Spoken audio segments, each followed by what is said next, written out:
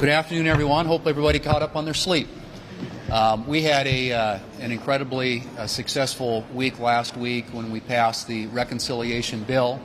It was incredibly meaningful and historic legislation, and I think just in terms of what it will do to make our country safer, stronger, and more prosperous, is a remarkable achievement. And frankly, there were so many components of the bill that in and of themselves would have been historic in terms of getting those things done. But combine them into one. If you think about the military readiness provisions that are included in there, talk about the transformational investment in border security, talk about unlocking American energy dominance, talk about making the tax relief of the 2017 Tax Cuts and Jobs Act permanent.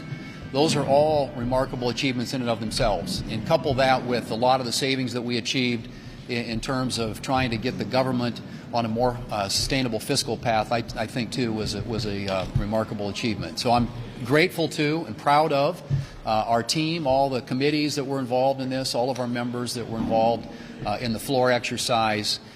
Truly something that, at least in my time here, I don't think we've done anything quite like it. That said, there's a lot more work to do, and we're not going to let up from our foot on the gas. We have this week in particular and the weeks ahead, a lot of nominees that are in the pipeline that we're going to try and get across the finish line, and that without any cooperation or help, total obstruction, total delay, total blockage on the part of the Democrats. In fact, President Trump is the first president going back to the Hoover administration who hasn't had a single one of his noms confirmed either by voice vote or by unanimous consent. That's the level of obstruction we're seeing from the Democrats, and that includes even bipartisan noms that we know have a lot of support on both sides of the aisle. So we're going to keep pressing forward, notwithstanding that. We think that the path that we're on, the track that we're on, is the right one for the country. We're going to do everything we can to ensure that President Trump's nominees get in place. And then obviously we've got a lot of other work ahead of us in the weeks and months ahead.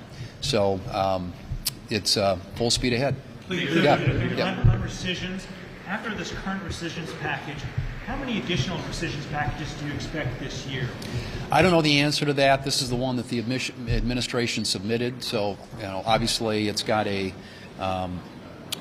Friday next week deadline to process it. So we'll have it up on the floor next week. Hopefully we get on it, and then we'll have an amendment process. And I think kind of like a budget reconciliation bill, it's an open amendment process, a vote-a-rama type process, which I'm sure you're very excited about.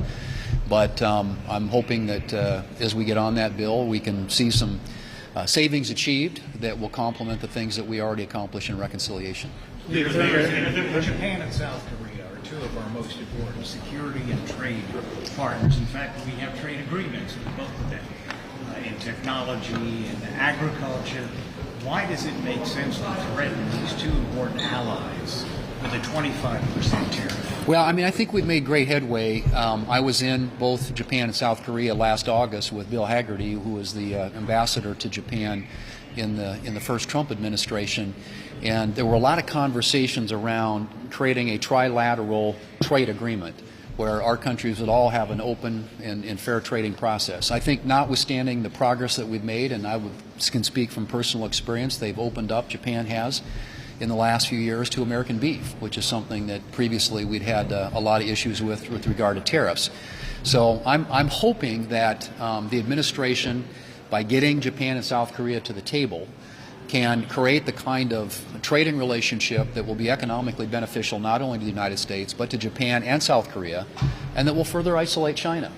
And I think when there are good, strong economic relationships, it also has the tangential benefit of strengthening national security. And we have a lot of interests, a lot at stake in that region of the world. So I hope as the administration works through this, the conversations that they're having with Japan and South Korea, that the ultimate end state will be an agreement that opens up trade among our nations and creates that kind of a trilateral trading relationship. There are reports that the Secretary of Defense unilaterally held back aid to Ukraine, as was authorized by Congress, and that even the White House was.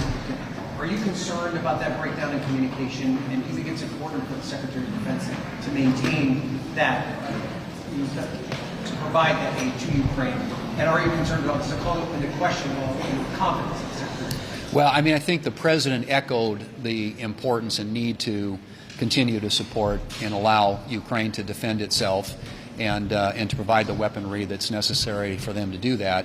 And how that's communicated between the White House, between the President and the Secretary of Defense, they'll have to work that out. But I think the President's statement about that is the definitive one. And I think that's one that would be echoed and shared by a lot of folks up here on both sides of the aisle. That's one thing. Can you tell us if you have a plan to bring this Graham sanctions bill to the floor before the August recess? I hope that we can get it on the floor before the August recess. We are working with the administration, with the House, to try and get it in a form where it's ready. Obviously, there is a tremendous amount, as you know, of bipartisan support here in the Senate.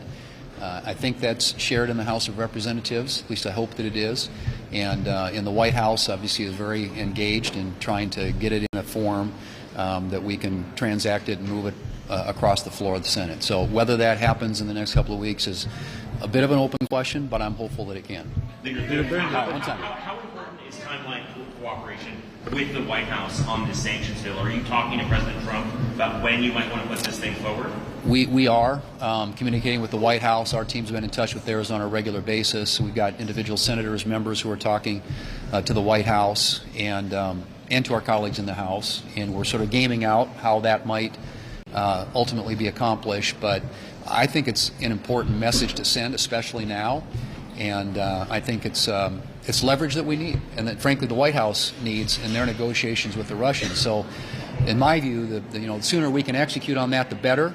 But I also understand that in order for this to work, it's got to be something that the White House, the House, our colleagues are all bought into, and it's got to get in a form that it's ready to move to the floor. So, thank you all.